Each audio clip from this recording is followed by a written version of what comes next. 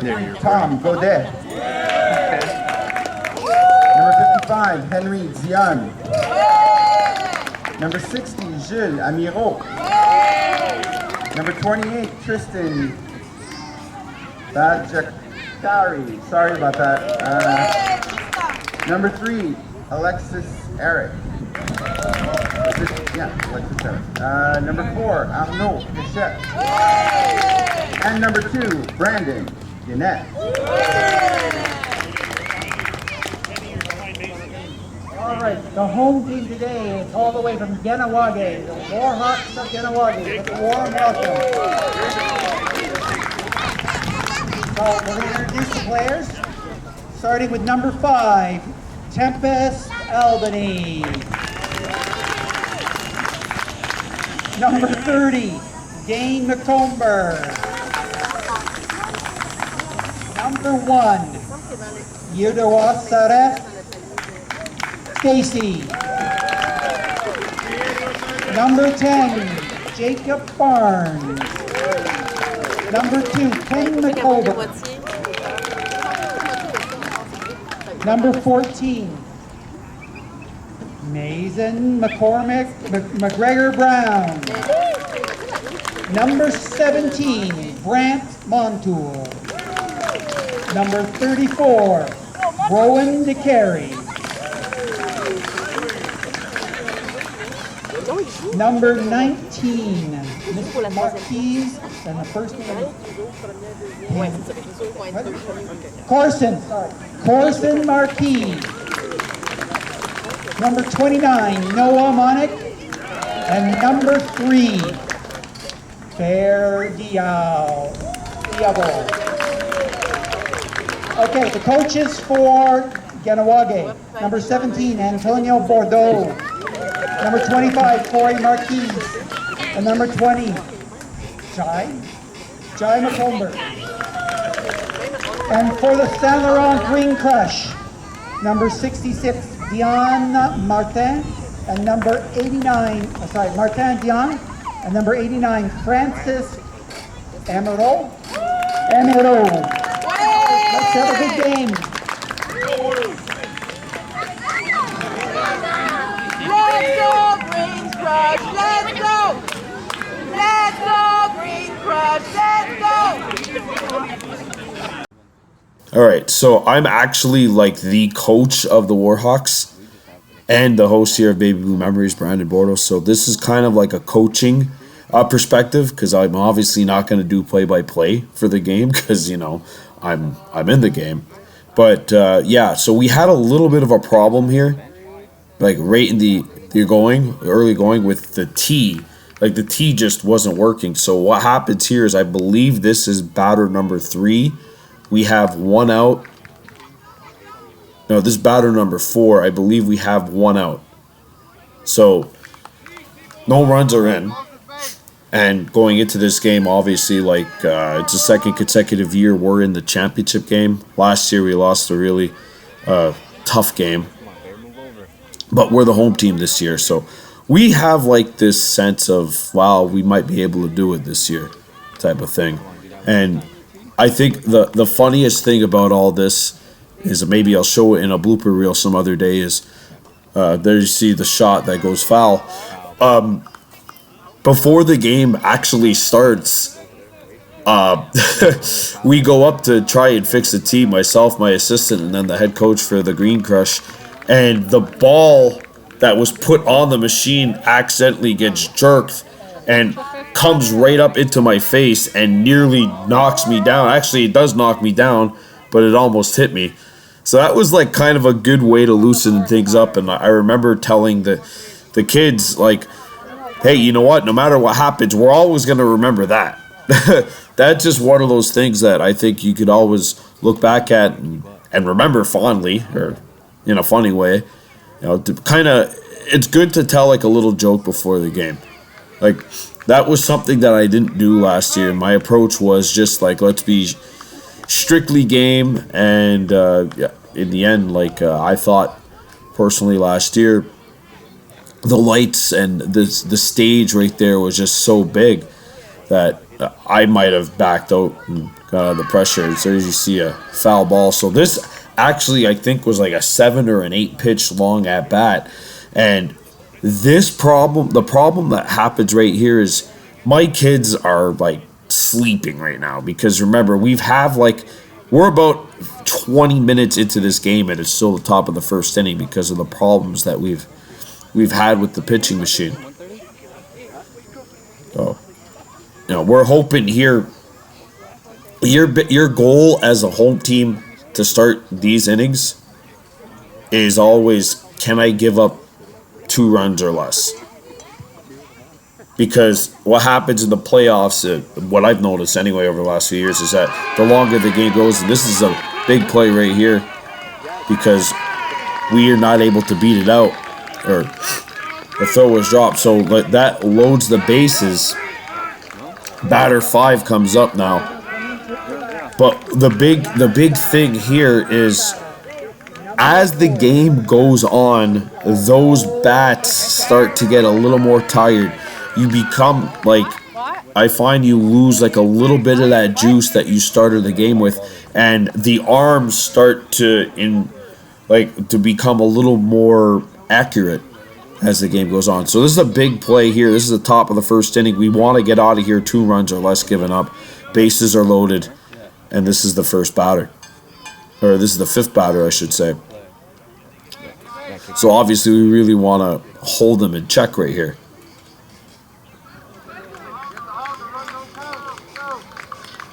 This is actually batter number 6. Yeah, so we actually ended up getting 2 outs that were not filmed. I'm in the dugout like this entire time. And see, there's a little comebacker. Okay, so we give up this run, but I'm not entirely upset about it.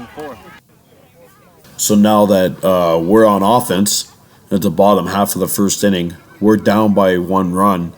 I feel really good about it because of the fact that we have 6 batters, and I feel like if every single batter hit off the tee and only got 1 base, that's still 3 runs.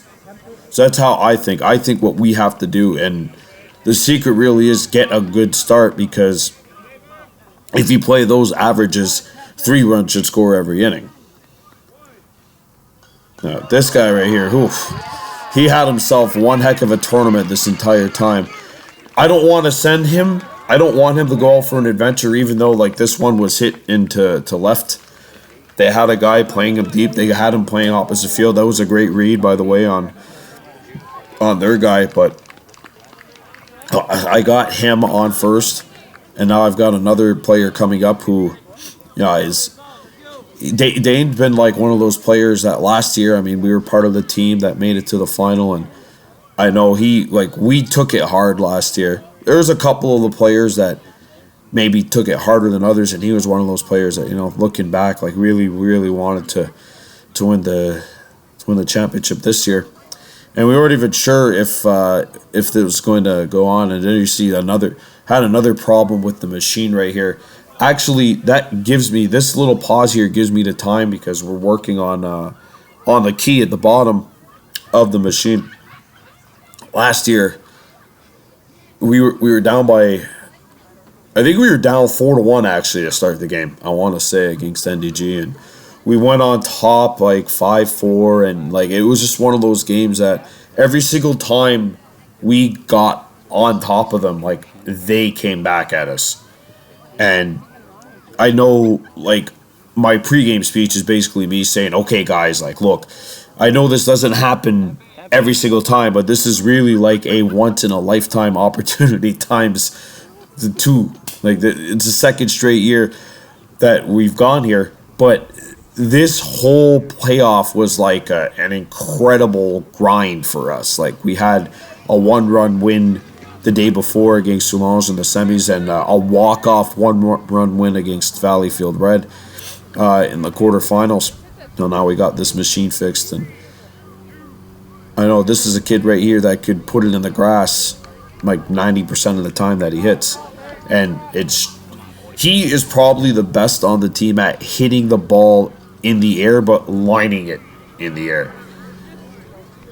And this, you see, it's a rarity where he hits this one on the ground. But the thing is, number 5 got such a good jump. And he's lucky, actually, over here that he was safe. He beat it out by like a millisecond. I mean, he's got to hustle a little harder than that. At the end of the day, I don't really think you can argue too much with the results. But you would like to see that go a little bit faster and a little bit smoother, obviously.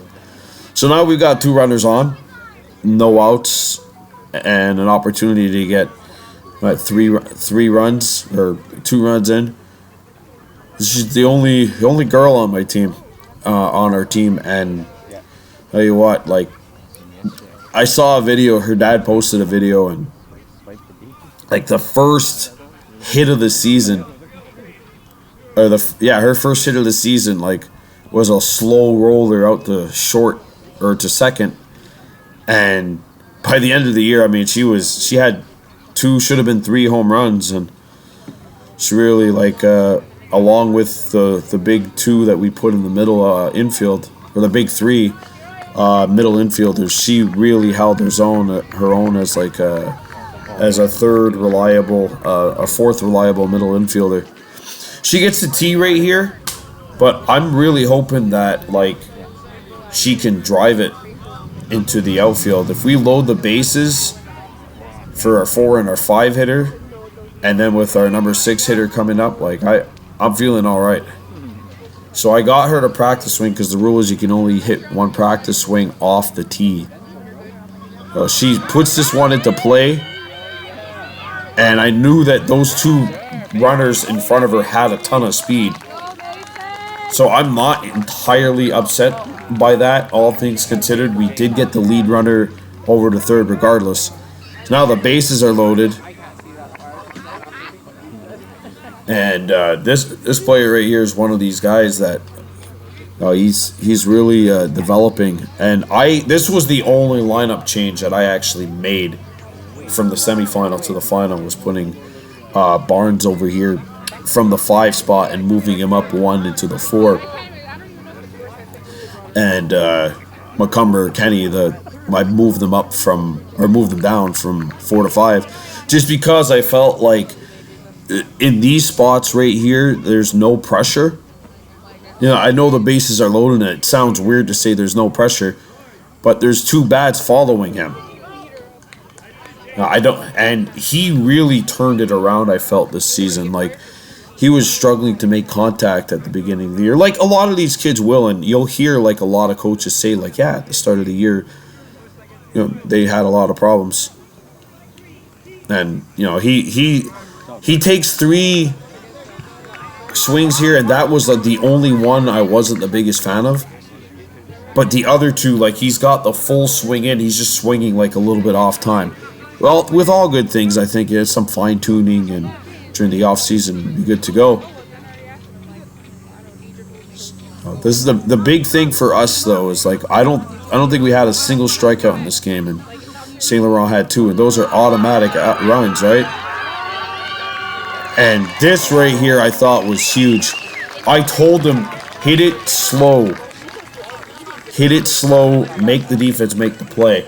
And I'm really happy that he did, because not only did our leadoff runner, who is very fast, score, but now Barnes is on base, and the bases are loaded again, and here's Kenny coming in. You know, I'll talk about kids that really improved during the course of the year. I'm telling you, this kid was not making contact during the season, and then when the playoffs started, it's like he was a totally changed man. I think he had 1 extra base hit in the entire regular season, and he had 4 in the playoffs alone. So that bodes well for us, because he comes back, you know, next season. And yeah, he's, you could tell, like, you know, he's only 7 years old, but he's getting some good swings off. And there's a good swing. He gets robbed right here, actually. That's a great play by the first baseman. Like, he gets robbed right there, I'm telling you. So now here's our number 6 batter coming up, and obviously I put someone that can really whack the ball here. I got 2 runners in scoring position. I'm thinking to myself, if this ball goes into the outfield, we have at least the same type of lead in which NDG had on us after 1 inning last year. And, like, we were playing catch-up with NDG the entire day. And this kid, I'm telling you, he's a really special player. Like, I know I'm probably biased in saying that because he's part of our team, but I coached him for the last 2 years, but he stepped up, and he actually kind of struggled in like the first games, like the round robin games, and even I would say in the quarterfinal game against Valleyfield Noir. But that's a funny story that I'll get into later on during the video. Like, we beat Valleyfield Noir 7-6. The other game was 27-26 that went on that night. There you see, shot into the outfield, like, and he just tears it up. So there's 2 runs that score. They're lucky they get a great catch right there. That saves another run from coming across. We're up 4-1 after 1, and we have the same lead. All right, so now we're in the top of the second. Got a 4-1 lead. They got their first runner on. Trying to remember exactly how it went here because I noticed that they missed an at bat. I'm pretty sure they actually didn't get an out here, and like they got a runner on first base, like a first pitch swinging type of ordeal where the kid made it on. Fortunately, before my cameraman got to roll. And right here, my mission, like what I really want is for us to be up when the inning is over. So if we do that, like we're up, and we got another chance at bat. So this is batter number 2 right here. And I think he hits this one foul too. So that's a strikeout. So that right there, I'm thinking, okay, this is just what the doctor ordered. I mean, obviously, like the only thing that could have been better than that would have been like a pop-up that goes to first base and my first baseman catches it, touches first, and you get 2 outs. But let's not be too darn greedy here, right? So now they got a runner on first with batter number 3 stepping in here. And I actually think this and I want to say the 4th were like the roughest innings defensively for us. It's like we didn't play a perfect game defensively by any means. And the funny thing was, I thought in the round robin and in the quarterfinal, like our defense in particular really carried us to those games.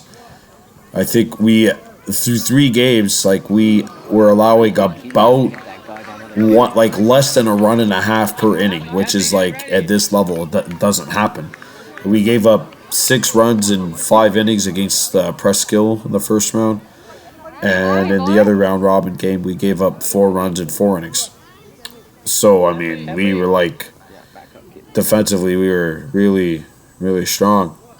And even Valleyfield Red, they average like 12 runs a game. And there you see, this is exactly what I'm talking about. Oh, this one right here is not the highlight for us. He was so close. He was like so close. I was hoping he just, by chance, he would have stumbled and touched first base, but it didn't happen. He made the catch at first, and that's the one thing that I'm hoping he realizes right now is like, because he made that catch, he still got the out.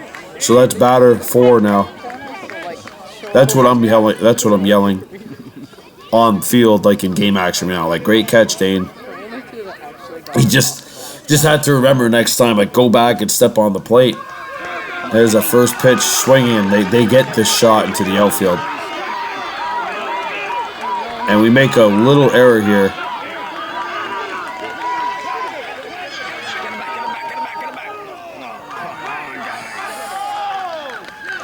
You know, like that, in that situation, we throw the ball out. But the thing is, if he didn't go all the way back to second base, he technically could have ran back on the throw because he was in between bases.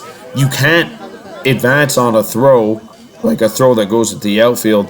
But the thing is, he was already halfway between and he had never officially gone back on the throw.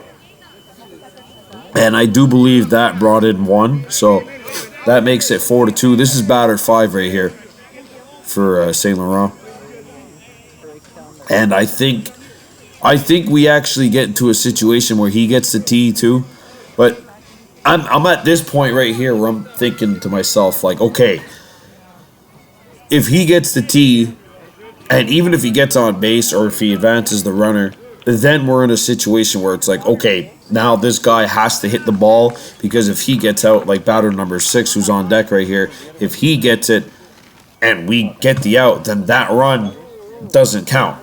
And we've got a 4-2 lead, you know, heading into.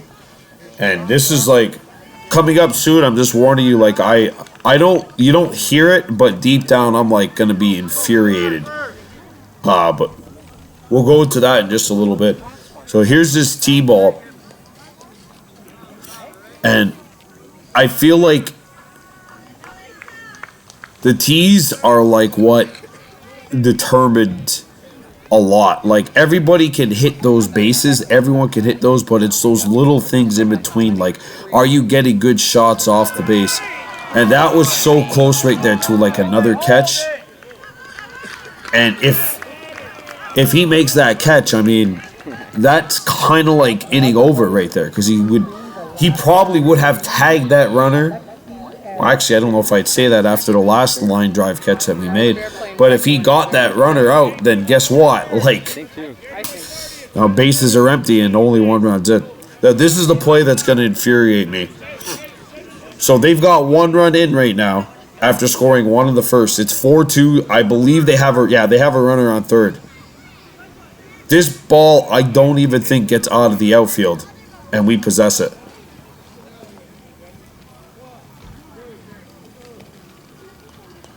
Yeah, that's fouled. Well, that got out of the infield, but almost hit someone on the bench.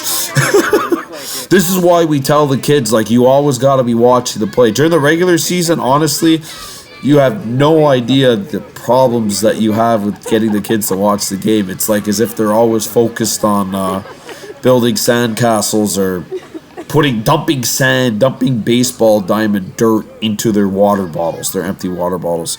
So there's a slow dribbler. Now look, he possesses the ball right here. Oh, you don't see it.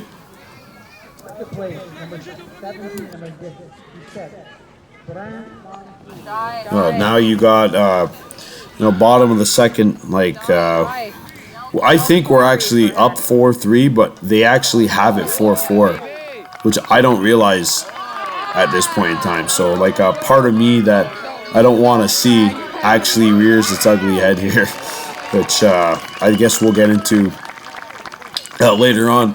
But there's, like, a leadoff double, and that really is crucial because of the fact that we have this runner on second base right here. So now I have a righty coming in, and the tendency of right-handers, right, is to hit the ball into the left-hand side of the field. Now he doesn't have any pressure, because if he hits the ball there, there's no force other than the force at first. So if he steps in and he makes contact and he hits like a line shot at third or whatever, then Brandt over at second doesn't have to move. And that's what I think is always like key to, getting good production out of an inning. Is you want to have your first 3 runners on. If you get your first 3 runners on and have one more base hit, you're more than likely going to score 3 runs.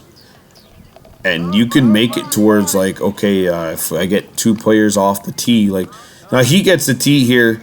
I think he actually sends a shot into left field, if I'm not mistaken. No, I think he goes up the middle. I think the ball gets through and we end up with runners on the corners. Which I do believe, yeah, he sends it up the middle. Okay, now we got runners on the corners. I think we actually end up getting less strikeouts. I think we have 1 strikeout in the game, and St.Laurent ends up with 2, I believe. So now runners are on the corners. This is that always important third runner, right? Because you either want your first 3 runners to advance or you want 1 extra base hit. You get 1 extra base hit out of 4, 5, and 6, especially if it's like 4 or if it's 6. Like 5 could do some damage, right? But I mean, if you get an extra base hit with 6 and the bases are loaded, you're looking at like 3 runs if you got a fast guy over at first. This guy over here, Corson, through like the first maybe month of the season, I thought he was like he was our strongest power hitter, and then he was only cranking it off the tee. But in the first couple of games of the playoffs, I noticed that his power was returning, but he was fouling the pitches off. And there you see again, he's fouling that one off there. He was fouling the pitches off. I wanted him to get into the habit of like swinging straight.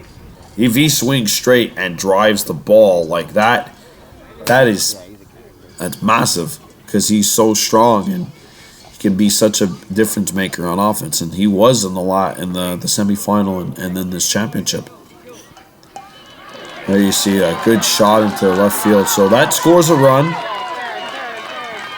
And that'll put runners on second and third. They possess the ball in the infield right there. So now we've got runners on second and third. So we've got 2 in what they call scoring position. 1 run is in. This is batter's 4. I remember thinking to myself, like, yeah, if we don't get a strikeout here, we're really rocking and rolling. I actually do think we get a K. But again, at this point in time, I'm thinking St.Laurent has 2.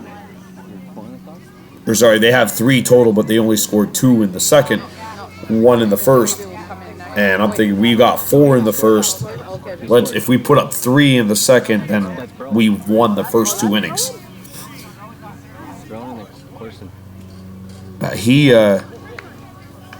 His swing really got better during the course of the year too, Noah. His swing really got much better.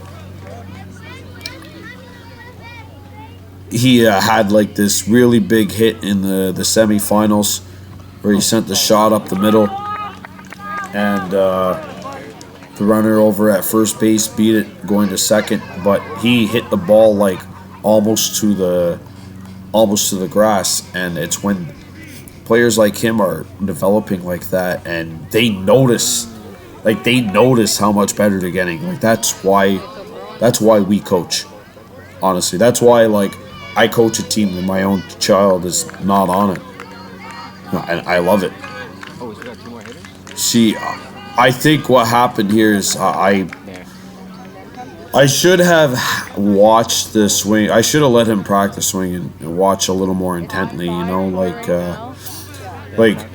obviously right here I called timeout, and that was like my biggest thing here is that's a big mistake that I made in the game. And like everyone does make mistakes.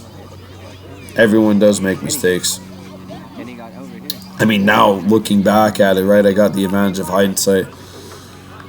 Calling that timeout and telling him to move, knowing that I could have just had him hit it to first,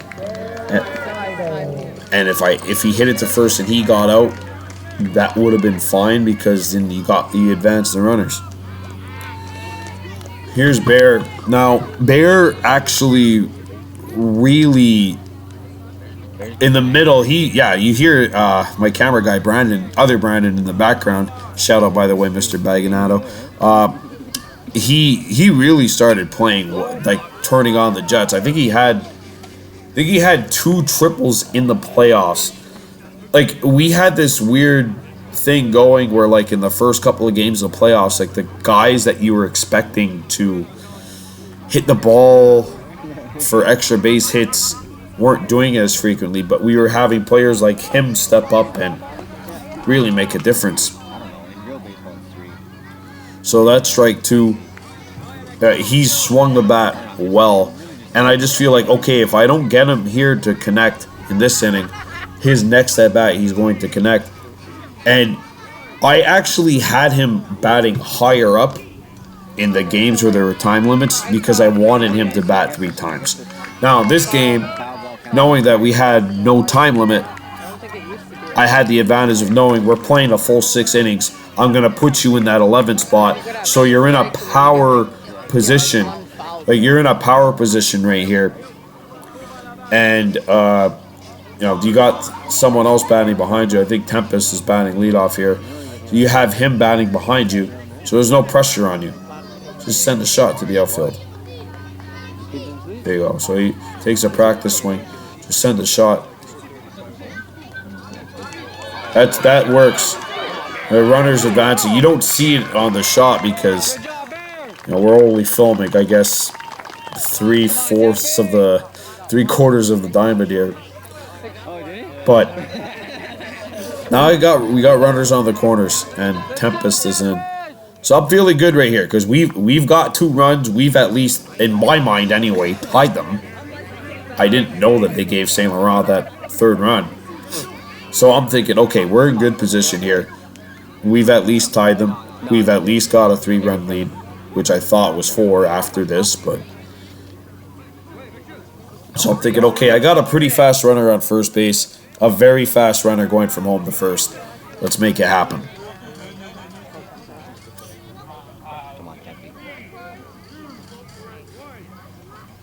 There's a shot that the pitcher knocks down, and actually, he makes a great play right there.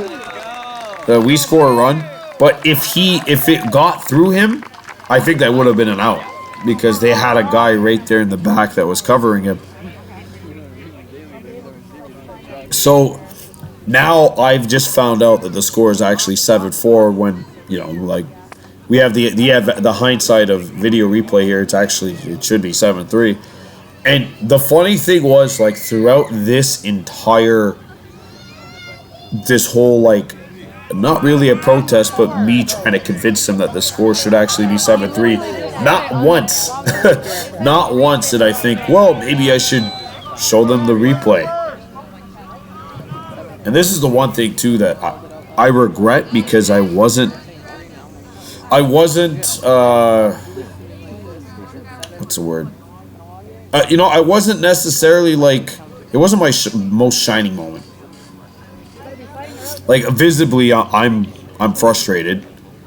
And there's no, like, there's definitely no hiding it. Even though, like, I'm trying to be in the background and not be so featured. I think this was another one of those innings that were kind of frustrating to us as well. Like, St.Laurent did a good job of really pushing us. Like, they connected, and we're lucky because if we were swinging the bats, if we swung the bats in this game like we did in the first, like, 3 games of the playoffs, and maybe we're doing a different, maybe we got 2 finalist spanners, you know, standing at home. He actually almost caught that there, and he made a great throw, and that right there is like you're seeing the growth. I don't know if he realizes that yet because obviously, like, in your mind, like, you want to get that out, but him making that play is huge. He didn't get the out, and obviously that would have been like a huge confidence booster if he got the out, but that was big regardless. If you're able to get plays like that going, like, eventually you're going to catch them. That's the thing too, is like people don't realize, like, if you're getting the ball hit to you consistently, you're gonna make a play, and when you make that one play, like you make that first play, the rest of them don't come easy, but they don't come as difficult. So, you know, now it's 7-4, and I realize, like, you know, I can't really do much. I think I actually do try to protest this in between innings, but all in all, like, it's not my finest hour, per se. Like, I really wish I did something different, like I took a different approach or what have you, but... So now it's another tee, and I'm thinking, okay, if they can hit the ball up the middle, come on, Carson, turn around and watch the play.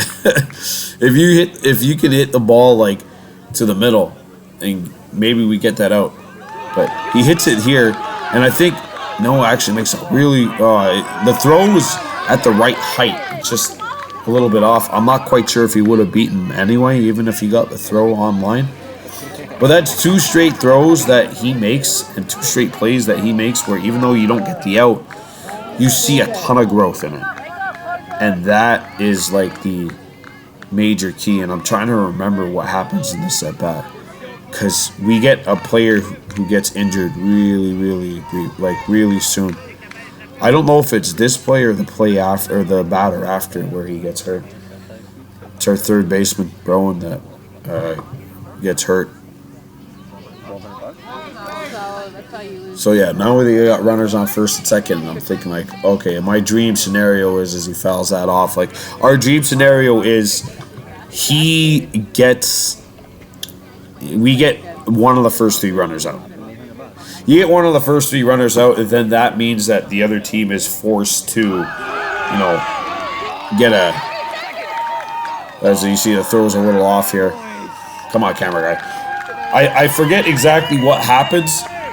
I feel like what happens here is our second baseman gets the ball, and the throw is either low or it's dropped at short by the shortstop covering second base. But what happens there is, like, if you get one of those first 3 runners out, then that means the other team is playing catch up. They have to get an extra base hit to drive that 3rd runner in. Especially if you get the lead runner out. If the ball it's like a comebacker and you touch 3rd base. Now this is where the player gets hurt. That takes a tough hop on him. I don't think you freeze it right there. Like when he goes down but puts his hand on the ball without the runner advancing, that prevents a run from scoring.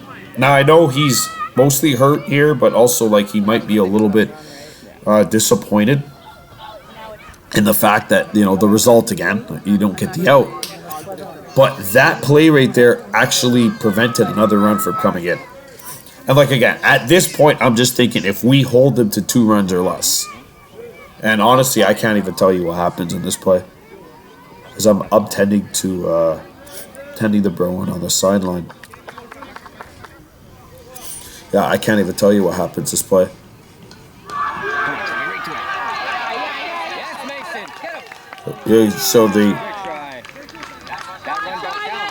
So yeah, we got him out at second base right there.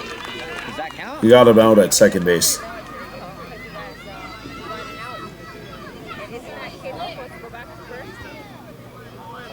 No, he stayed. We got him out. Okay, so yeah, I'm trying to remember what happened there.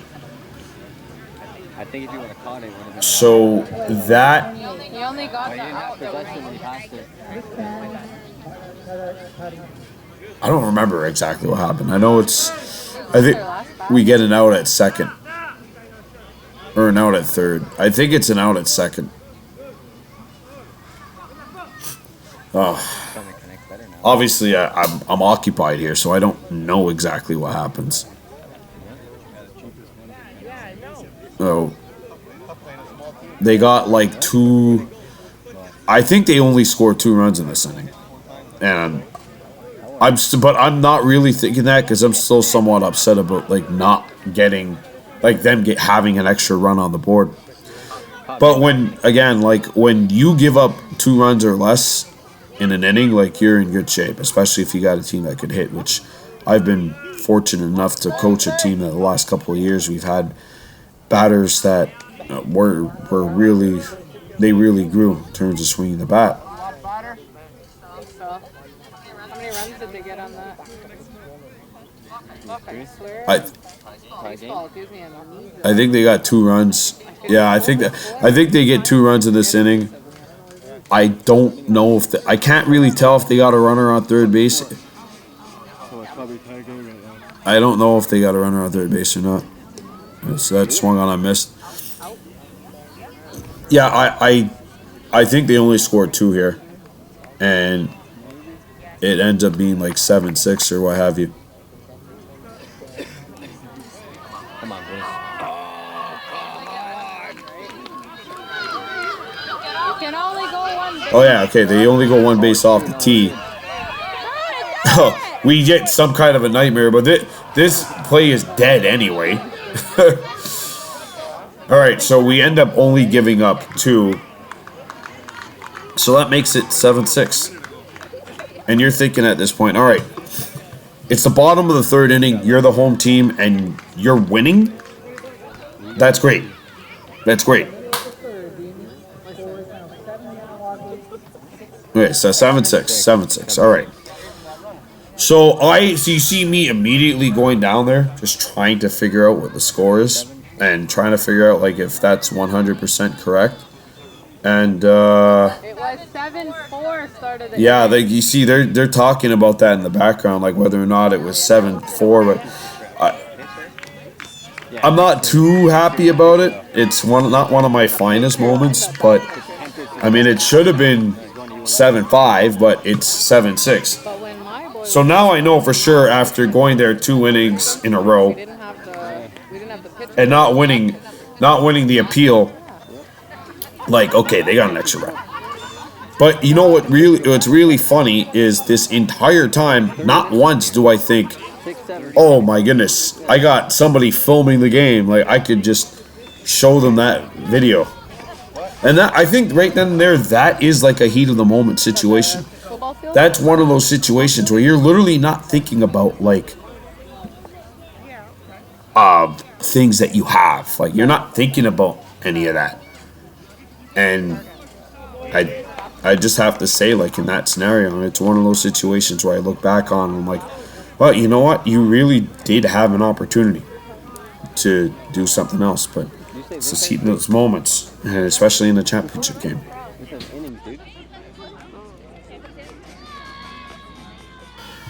So now we're in the bottom of the 3rd, and we're up here 7-6 officially. Now, like, I realize, okay, the appeal is done. Let's just focus on playing ball right now. Get that crappy attitude out of you, and just focus on the good things. Yeah, there's a shot that... okay, so our leadoff guy got a triple, and now Yuri Watsardius over here just drove Dane in. Dane got, like, he got a hold of a rocket. By the way, I'm on the mound right now, so it's obviously not me who's filming. So we got 1 run in and a runner on second.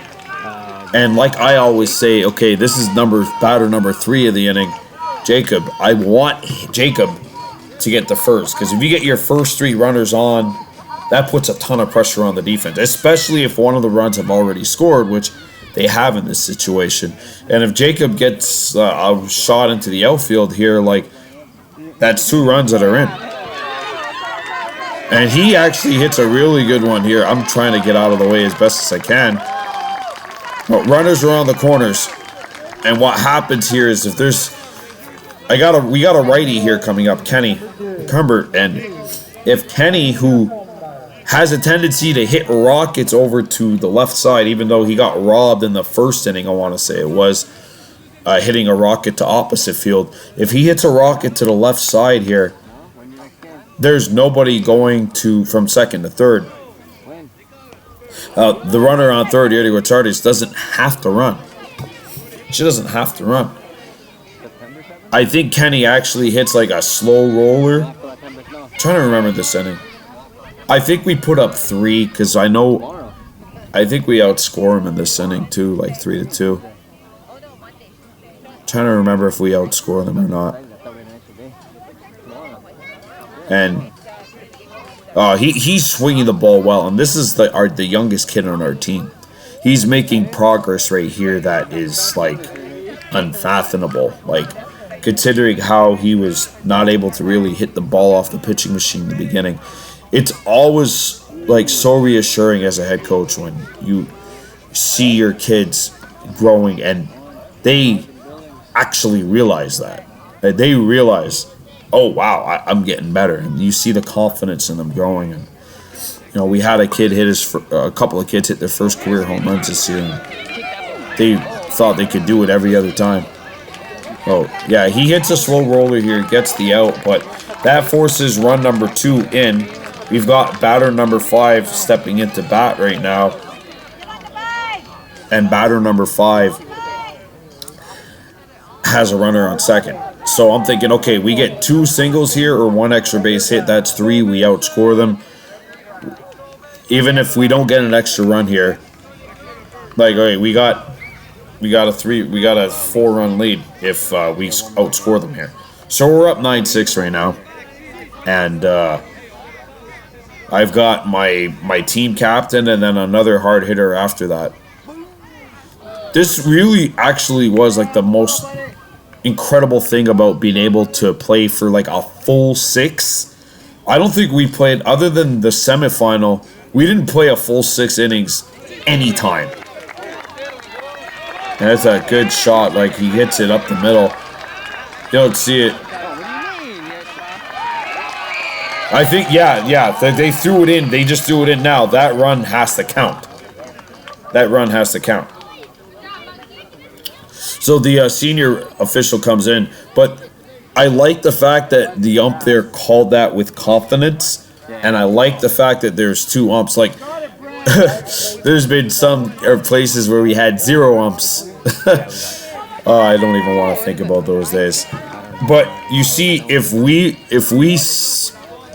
voiced our displeasure like in an outrageous way, like overly loud, rather than try to diplomatically solve it with that umpire, he's a younger guy. What happens if he's like, oh, I don't want to get scolded again like that? So that's the thing. We want to grow the game, and that includes growing it with the umps as well. So now we're up 10-6, and this is batter number 6 here. We've got our 3 runs in. I mean, you're hoping for a hard hit to the outfield here. If you don't get it, you've outscored them in the first. We've outscored them in the first inning, and then this inning, and then, well, I felt like we should have outscored them in the last inning, but we didn't. So we're feeling pretty good. You know, you're halfway through the game. You're going to be up by at least 4 runs. You don't want to fall asleep, and unfortunately, that happens to us in a little bit. Next inning. The next inning's the rough one for us. The 4th inning. At least on defense, it's a rough one for us. And you know that she brings up a very good point in the background. Like, what is the point? But I want to end this inning out on a base hit. So if he beats this out here, which I actually do believe he does, you get an extra base hit. This kid gets an extra hit, so he's feeling confident. Like, hey, I haven't reported him out, especially at this age. Like, you know, we could be playing for keeps, and it's like, no, we got the out. We got the hit. So he's got a base hit. It's his 2nd base hit of the day. He's feeling a little bit better. And that, again, technically, does that make a difference on the scoreboard? No. But I think that goes a long way. And I do believe we're going to get another injury here in this inning. I don't know if it's this inning or the next. Shot up the middle. And the throw to first obviously is late. But I like what he does there. He does a tag, even though, like, you know, play's dead. He does a tag. It's going to be good for him because it's going to get him into the habit for U11, where, you know, there's not always dead balls. And U11A actually is when they start the steals. I don't know what happened there. I think they sent the wrong player out to bat. But, yeah, like, now they got a runner on first base, and I'm thinking, okay, we need to really try to hold the fort here. We hold the fort, we win, basically, is what I'm saying. But that ball goes out. I think we actually do get the out. Yeah, the umpire signaled it. We get the out at second. So you got a runner on first base. Oh, 1 out. And you know what's really funny about that comment is that she's absolutely right, because that is some epic foreshadowing. Oh, she's great. She's a sports mom. She's a sports fanatic. She knows exactly what she's talking about, and unfortunately for us, she knows it extremely well, because you're gonna see some of that coming up in not so distant future. Who the heck's that over there with the jersey and shorts on? So that pitch is a little off. All right, so yeah, they did call that no pitch. So strike one, got a timeout. But you know, like in this game, what I noticed compared to the game before was our bats last year in the final were. I think we only had 3 players get extra base hits. Everyone else just, for whatever reason, like they were held to singles off the tee or singles. And that NDG team, they had a great defensive team. We were playing against a team that I don't know if they had 10. I think they had 10 on the roster. They graduated 9 of their players. Only one of them moved up, stayed in U-9. So we were playing against a really experienced team, and that's kind of the thing with us this year. Right? 7 out of our 11 players move up. We're going to have 4 coming back down next year to play, to come back and try to defend the title. Okay, so I'm feeling very good at this point, and unfortunately that's going to go downhill in the not so distant future, but I'm feeling really good at this point because I'm thinking like, okay, if we can hold them to even 3 at this point, you're up 10-9 going into the bottom half of the 4th inning, and you're batting. Then the way we've been swinging our bats, I'm feeling pretty good because we're at a pace where we're averaging over 3 runs an inning. Maybe 3, 4, 3.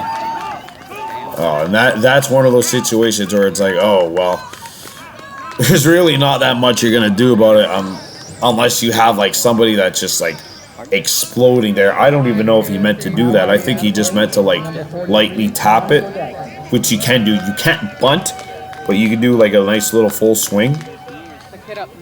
And he did a full swing. That's a great hit on his part. Okay, so they got runners on first and second now. 1 out, batter number 4. But I know that if he gets a piece of it, the way he's swinging, if he gets a piece of it, this could be trouble. And you got to remember Gahande's epic foreshadowing comment, because I believe this is the at-bat where it happens.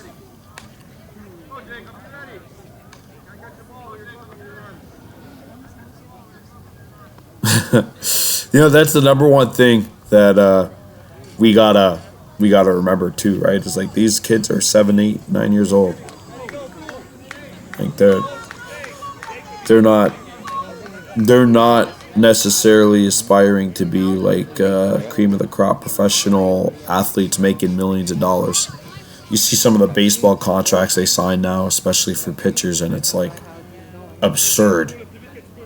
Ohtani got $700 million for 10 years. I know he can do everything. Don't get me wrong. If there is a baseball player in the world worth $700 million, it's him. But I'm trying to figure out what happens here, and I think Yeah, it's a slow roller. I think Jacob almost gets him here. Oh, he did get him. Yeah, he did get him. All right. So that you see, that's one of our young guys that are coming back next year.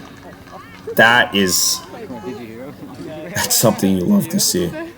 You love to see. And I know that it's got to feel really good for him. But everything I love about that play is it's unfortunately no, it's not this at bat. Even though I don't think this at bat doesn't go particularly well either. Remember I talked to you about that injury that's going to happen. Well, it's going to happen right here. Obviously not here, but it's going to happen in this at bat. I believe our third baseman gets hit right in the. I think he gets hit in the eye socket. Yeah, so this is a well hit ball. Sometimes those happen. You're not going to see it because the catcher doesn't move, but there's our third baseman moving to cover third properly, and he gets hit in the eye. And they call a timeout. Yeah, he gets hit in the eye. Oh, this is tough. I actually love the fact that he's gonna be fine, and you're gonna see in the bottom half of this inning actually how fine he is. He's hurting right now, and at this point in time, Yeah, that's the one thing for all of you that are thinking about going to medical school or be a health professional in the not so distant future, or the distant future, whichever it ends up, depending on your age. That's the number one thing that we have to have is we have to clear it.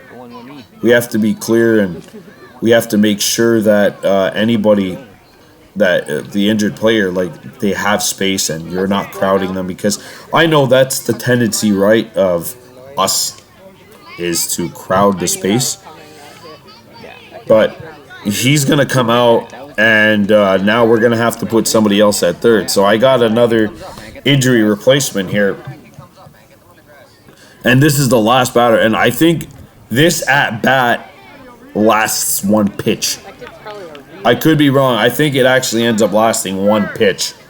And he makes solid contact with it. And, the toughest part of our game, the toughest part of the game happens for us right here. It's in this two-batter sequence right here. Yeah, and there's another shot that goes through. Come on, can you get it in there? Come on, get it. So I throw it in. God, boys. I think what happened here was I was begging for them to just throw the ball to the nearest guy in the infield. And that results in 4 runs. So they've tied the game here. They've tied the game. It's 10-10. And we're going into the bottom half of the 4th now. So it's 10-10. No. Now we're batting. Game's tied 10-10. And I called the timeout. Obviously, I'm not going to show, the in-between innings stuff here that we record. There's nothing recorded. But during this time, I do talk to them, and I do try to have them catch their breath. Because basically, it's a brand new ball game right now. And we could either sink or swim on offense. And I know Browan's a little upset here about getting a tee. But the thing is, if you're going to ever get the tee, and you're a right-handed batter, this is exactly when you want it. It's when you're a leadoff hitter. And hindsight's 20/20. You don't want the tee, right? You want to be smashing hits off the tee every time.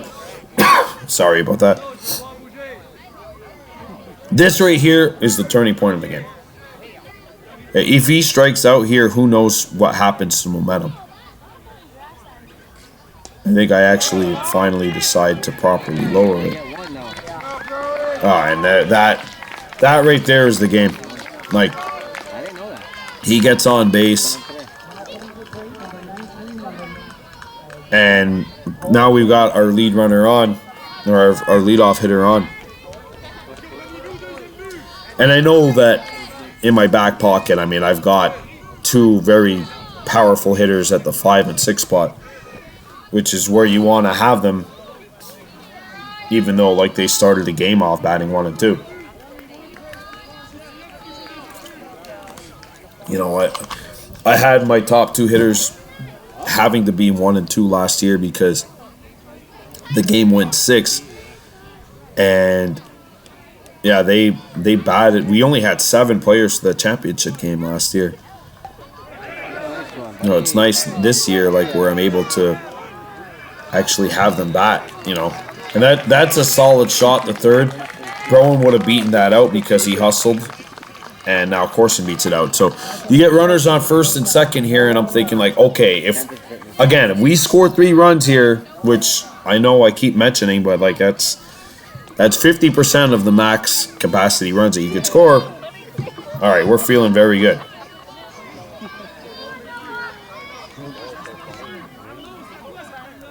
This is Noah, and at this point in time, you'd feel very, very good if he's able to make contact, and he does, and it's a rocket. It's an absolute rocket. I think they actually get the out at second. You don't see it, but they get the out at second.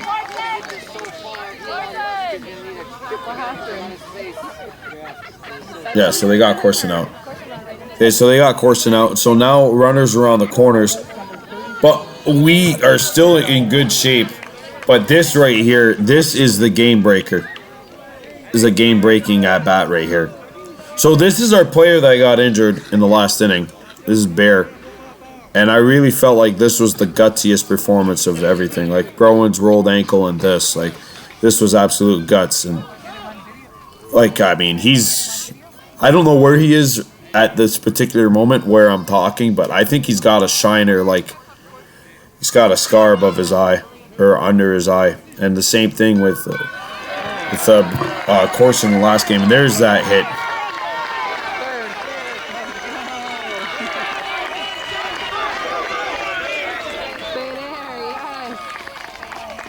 That's the game breaker right there. That double not only scores a run, but it puts 2 runners in scoring position with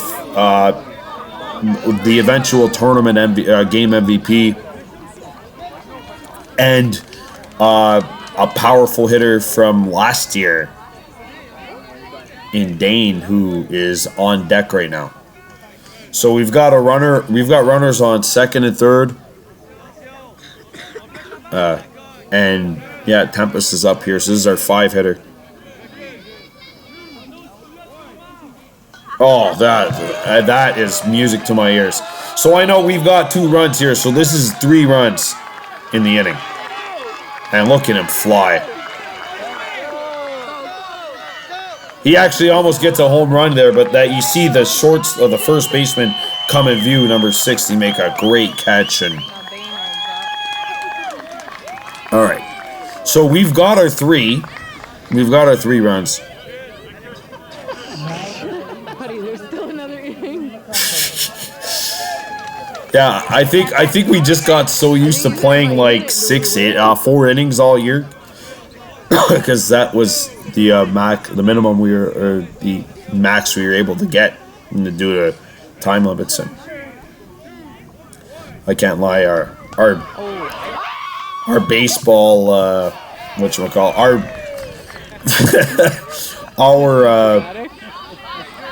pitching machines were a little bit off. Oh, do you see that catch, by the way, I just made? You see that work they're laughing, there's shenanigans going on the sideline. I just want to point out I made a heck of a catch right there. But we get a single here because Tempest is on third. We get a single here. No, we got a 4-run inning, and we've tied them in terms of like the last inning. And there you go. Dane can even. I think they actually save a run right here. Yeah. All right.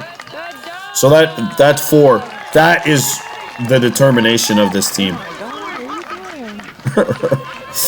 That is the determination of this team, the resilience of this team. Like, we were never.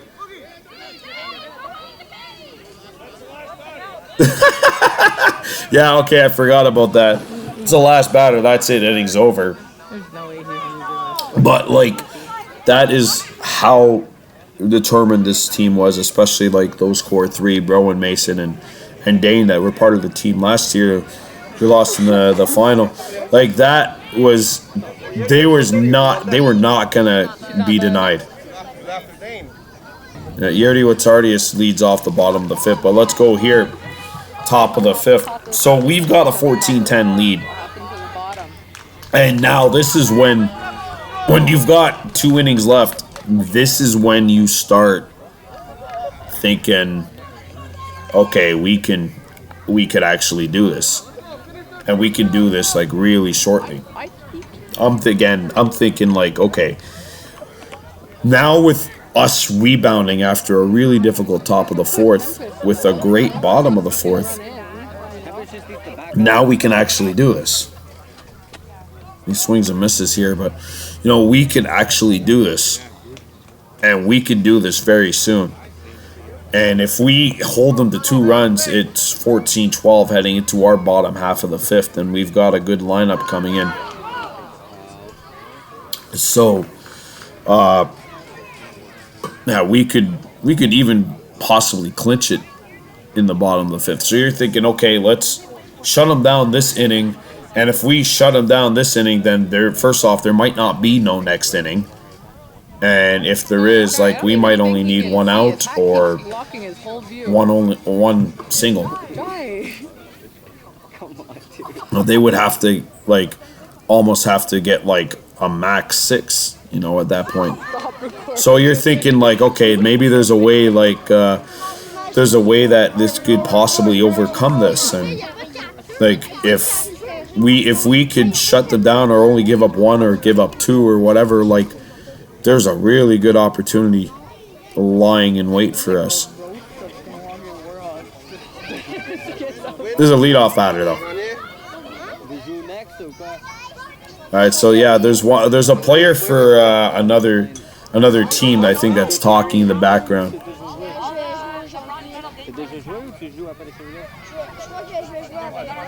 Okay, so yeah, that's U11. So I think that's Valleyfield and somebody else. No, they're U11. Why? It's just if you're not a kid. All right, so that's strike 3. So it's tea time now. So tea time. I'm really feeling like, okay, the outs start to count because, I mean, technically you're not going to get 8 outs in an inning, right? But the magic number here is 8, and that's either runs or outs. We get the out here, then that makes it the most that they could score is 15. Right? We don't get the out, but, you know, there's like a magic number. And I think they do the same thing in Major League Baseball. Like, there's a magic number that you use to clinch a playoff spot. So they got a runner on to start. But I'm still kind of feeling, like, pretty confident. I'm feeling pretty confident right now. We've abandoned the pitcher at this point, by the way. So we've got no pitcher. We've got 2 outfielders. I'm playing like cover 2. I don't want anything deep at this point. We've got a 4-run lead. Any shot to the outfield, I want to have 2 players there that doubles my chances, right, of being able to throw the ball back in. You know, and like she's right. I don't want anyone listening to think like, okay, like that's someone saying whatever. Like, yeah, as a coach, I'm in the wrong. I'm not always in the right 100%. As we get an out here, I wanted him to throw it right away, but I don't think he would have actually gone. Yo. Okay, so that's 1. So now the max that they could score is 5. So that means the best that they could do in this inning is be up by 1 run. So this is when it really starts getting like exciting. This is when it really gets exciting. And this is like the last real like long inning. This and the next, because the 6th inning, the final inning, I think it might have only been 1 pitch. I'm pretty sure it was only 1 batter, but I actually think it was like literally only 1 pitch. Like he makes good contact, but he hits it to second base, and first baseman has enough time because the ball's hit super hard, but right into his glove, like to cross and to cover. So yeah, they got a runner at first now, and I'm not sure if like is it tea time yet? No, it's not tea time. So there's a runner on first. I don't know if they were fixing the machine or. Honestly, like the last this inning right here is really where I'm forgetting. Yeah, okay. So they got runners on first and second. I'm thinking at this point, okay, we got to shake this out. We could shake this off here, and even if they get 3 straight hits in a row, but we keep it in the infield, where we are like, we're happier than a pig in poop. We're absolutely happier than pigs in poop. So, yeah, like that's our magic number here is not necessarily like not 8, but any combination of like runs. So like runs that we keep off the board and runs that we score. So we're keeping, if we keep 5 runs off the board here, or I think our magic number in total at this point, like now, like, I'm trying to do the math in my head. That's a strike, by the way. But if we keep 4 runs off the board, so that makes it 14-12, then we score 5 and we win. So the magic number is actually like 10 outs and runs that we score. Any kind of combination. Our magic number is 10, like we clinched the game right there. So if Mason would have gotten the out at short right there, they would have taken it down to 9. I don't remember how many runs they actually scored. I think they actually they scored 2, if I'm not mistaken.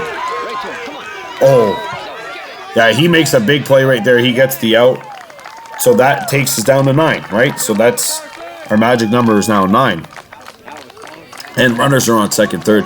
I'm telling you, at this point, like, this is me anxiously running. Or whatever excuse you want to consider that. That's not really running. That's me just frantically trying to sprint. But now, this is when you really start to feel better about things. Because you got 2 outs, 2 runners on, no runs in. This is batter number 5. Like, okay, you got to make sure that you dodge a bullet by, if they got 2 power hitters, which I know they do, because it's a championship game. Obviously, you're going to set it to where your better hitters are batting in the final 2 spots. That's a solid shot, but we keep it in the infield.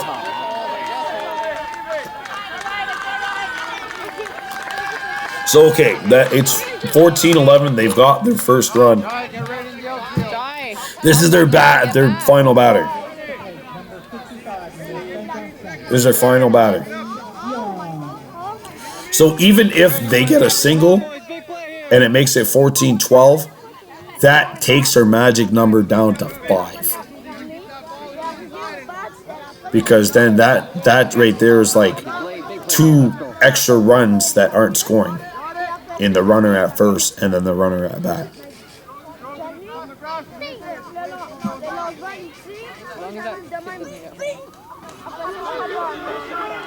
He makes the save there. I don't think he actually gets the throw. He doesn't get the throw. But that right there, that makes it 14-12. So our magic number now is 5 runs and out, and runs prevented.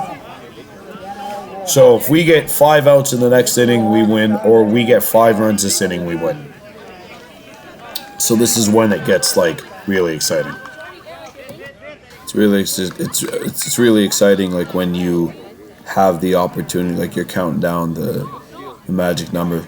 And I think I'm actually aware at this point now, like the magic number is 5. I even tell them in they'll go like, yeah, 5 runs. So if we score 3, for example, like then we the magic number is 2.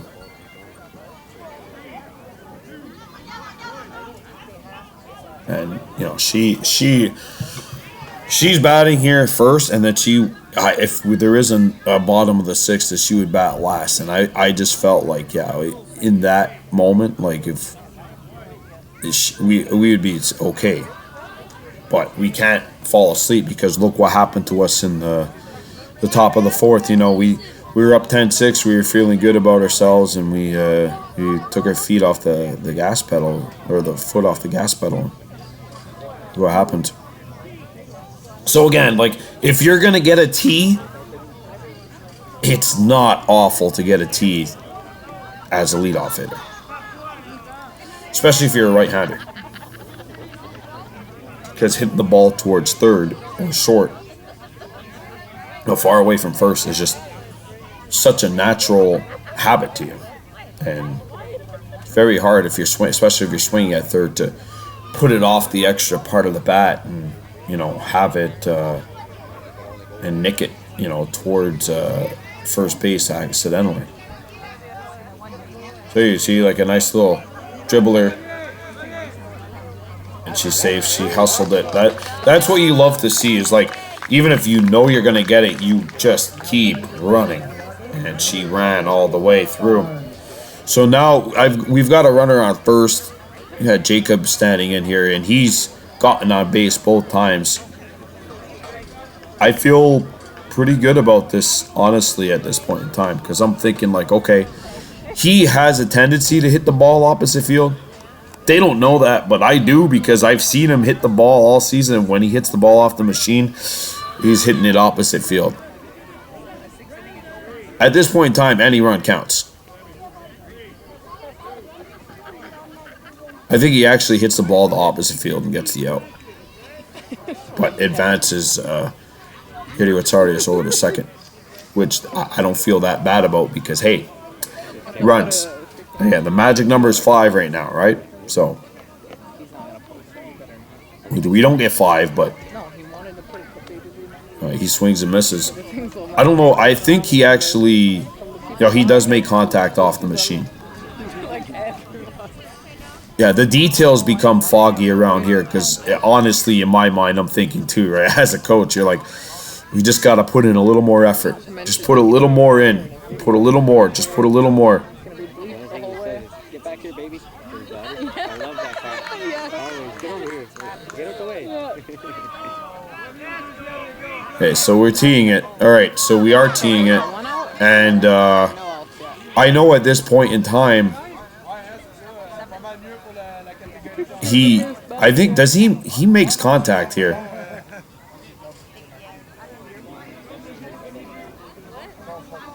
I'm trying to get him to hit it to third. I want him to hit it to third. Yeah, so he is hitting it in that direction. He's trying to hit it towards third, but I think he just gets a bit of it, like, he doesn't get the meat of the bat off. Yeah, so he ends up hitting it right to the pitcher. They get the out here. But he does advance the runner, so yeah, I know we like to get 3 runs, but at this particular point in time, like, every run counts. And if we get 1 or 2, like, even 1 you can live with, because your magic number is then put down to 4. So that's the advantage of being up, being ahead, is, yeah, you have that opportunity staring you down. And I think in the top of the next inning, we actually miss an out. We missed an out. I think we missed a strikeout. Because I watched the film, obviously. I watched like the last inning, the last piece of videotape, and we don't see like the first out. I don't think. They got slush. So it might end up just like cutting. Thank you. So here we go. This is Kenny. And he's swinging the ball so well right here. He's swinging the bat so well right here. And again, this is like a situation that's not that difficult to be in, especially at this point in the game. He hits this one right off the edge of the bat. Oh, that's a good scoop. He gets him out. But he advanced the runner. And all 3 times in this game, he got robbed on 1, and then he got thrown out the second time, and then this time they took it to the hole. But all 3 times he batted, runners were on base, and he advanced them. So where it's not particularly an amazing situation, like, it's still a situation where you're looking back at it and you're like, wow, okay, we're able to benefit. And then this kid right here, here's another hit. He came to play. He really came to play today, and you won't see him get in, but you'll see him score. He has a home run. That's incidental contact. He doesn't try. I have to get in there just to make sure that, they let him be all right. But I'm telling them, like, hey, get out of the way. Like, I think he's fine. He ends up staying in the game. I just want to make sure that he's okay. But, yeah, in this situation, that's a home run. And now your magic number is at 2. No, it's far from the last hitter. Yeah, we've got 2 more, and so yeah, the magic number is 2. I actually forgot to mention, like, they do review everything in between, and they actually are able to verify that the run shouldn't have counted. But I don't check this. I'm checking the scoreboard religiously here, and they actually ended up adding an extra run to us, which I'm not aware of at this time, but I'm not protesting.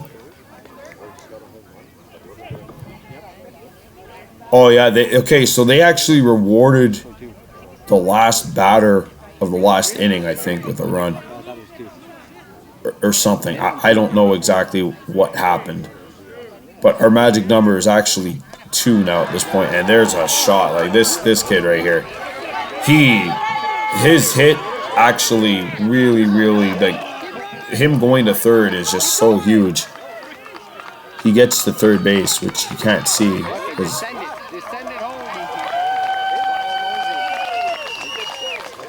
they got a runner on third.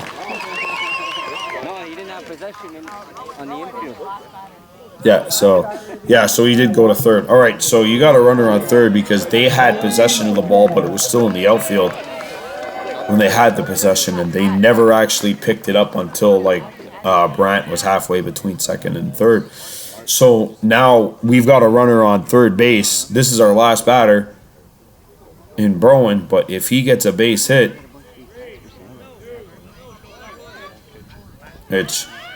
he fouls off here, but he gets a base hit, and that reduces the magic number. That cuts the magic number down to 1.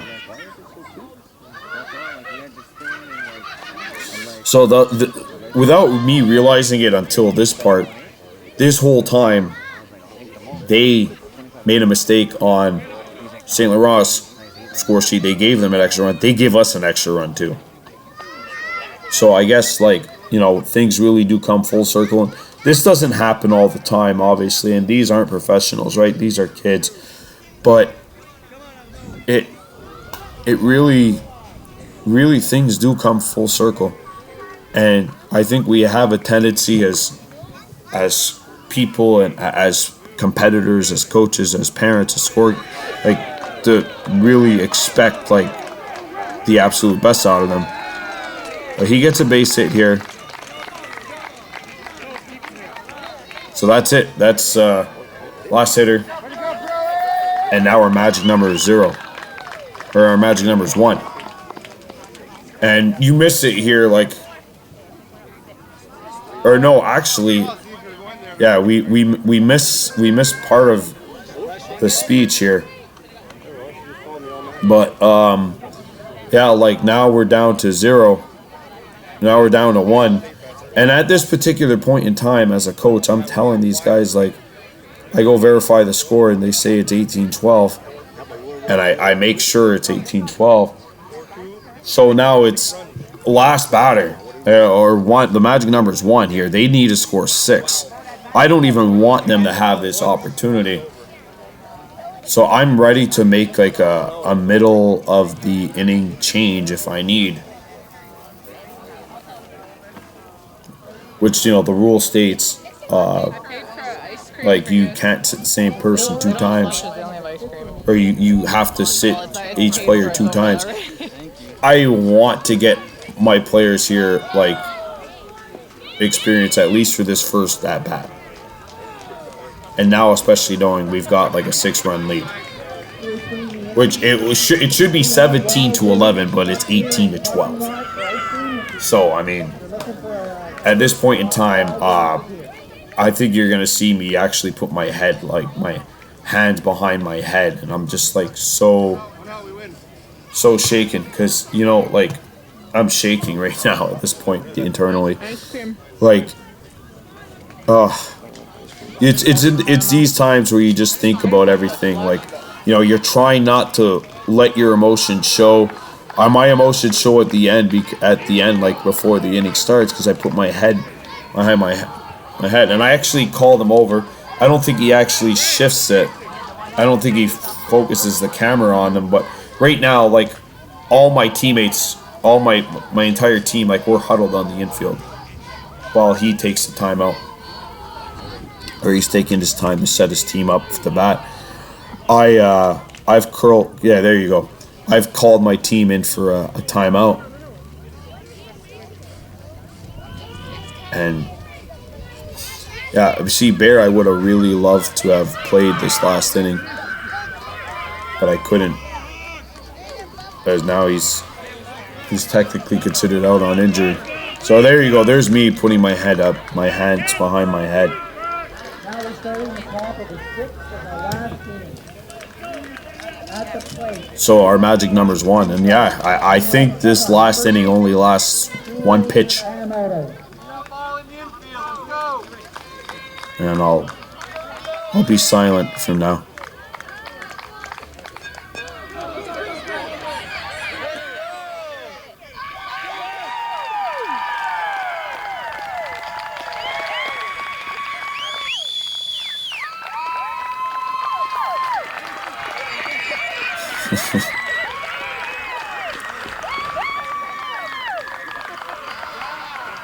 I don't know what year you're watching this in, but these are the moments that last forever. And, you know, that last out, it always puts you back into the same exact moment, like where you are. I was part of a team that won a championship in Little League, like in 2003, and we still talk about that. We still talk about that team. Number 16, número 7, Jules Amaro. Yeah, so we missed a little bit of that. Right, here we pick it up here. We're celebrating, and you know, I really wanted to get the 3 players that were on the team last year to be the last 3 batters, or the last 3 players to receive medals. And yeah, Tempest. Wow, what a tournament. What a playoff, and what a game he had today. You know, sometimes you need your best players to be your best players, and like our top three were like our 3 players from last year, Rowan, Dane, Mason.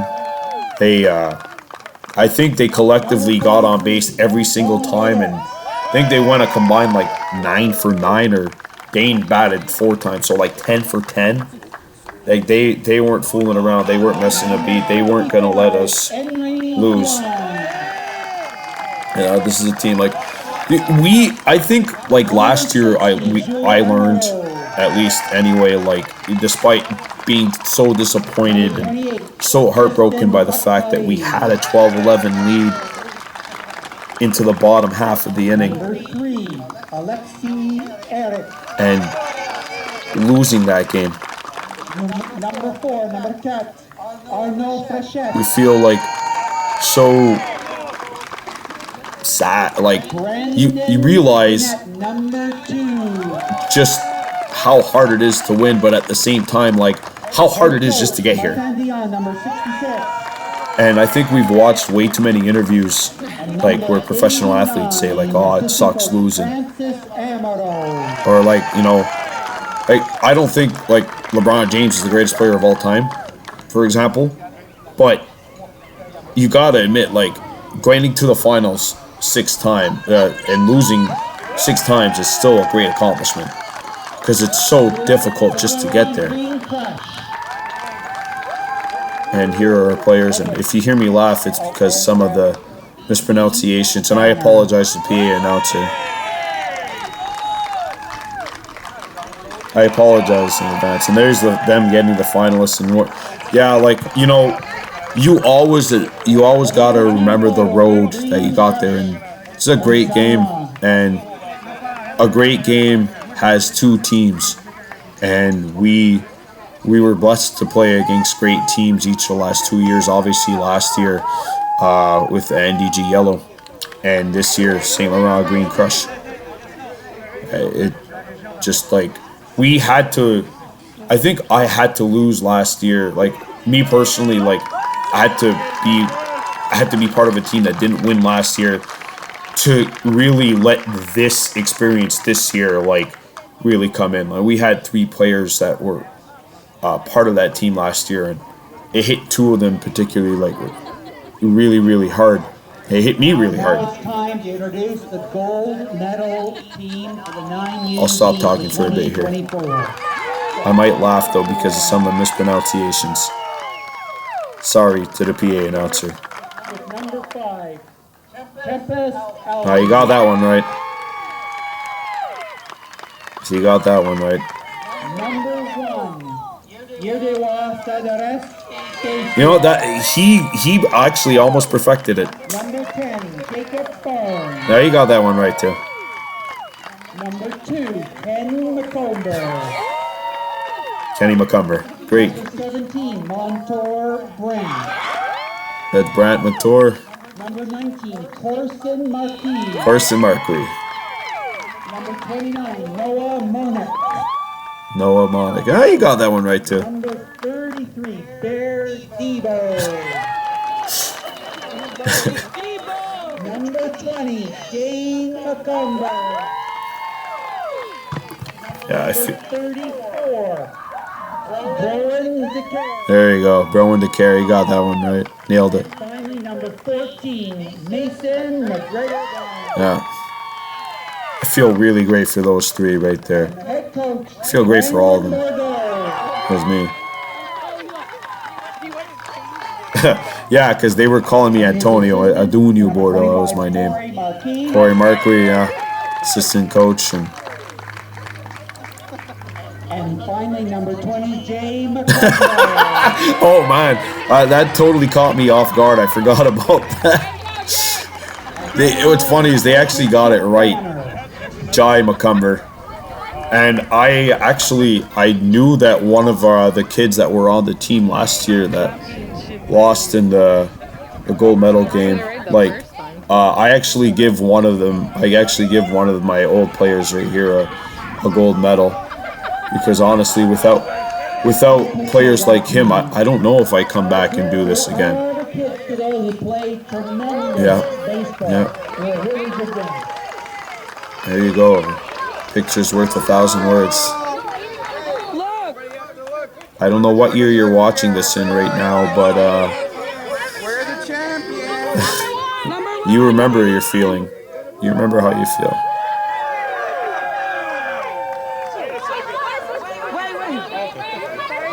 There's me being late to the party and just getting that flag open now.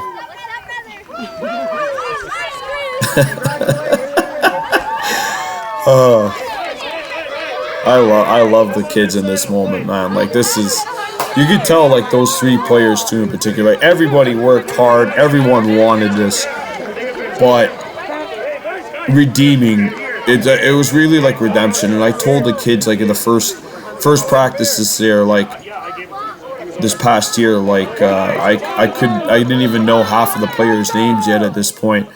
I told the players, like, we made it to the gold medal game last year, and I probably was really not being 100% honest as to how painful the loss was in the gold medal game last year. But losing in the gold medal game last year, I think, really made us appreciate the gold medal championship this year. And that's something that these kids have to know, is like both teams right now are winners. St. Laurent went through like 18 teams on their side of the bracket to get here. And, you know, we went through 20 other teams to get here. And, you know, you appreciate it because we know just how difficult the journey was.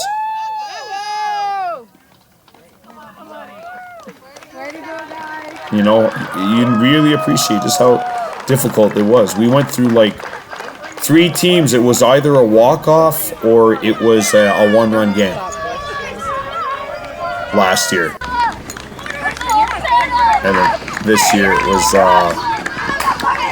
this year we had 2 one-run games in the quarters and the semi. There's me running. So that's it. That's a wrap on the 2024 Lac Ste. Louis Regional Baseball Championship U9B. That's it. Thank you for joining us. I'm Brandon Bordeaux, head coach of the U9B Warhawks and owner of Baby Blue Memories.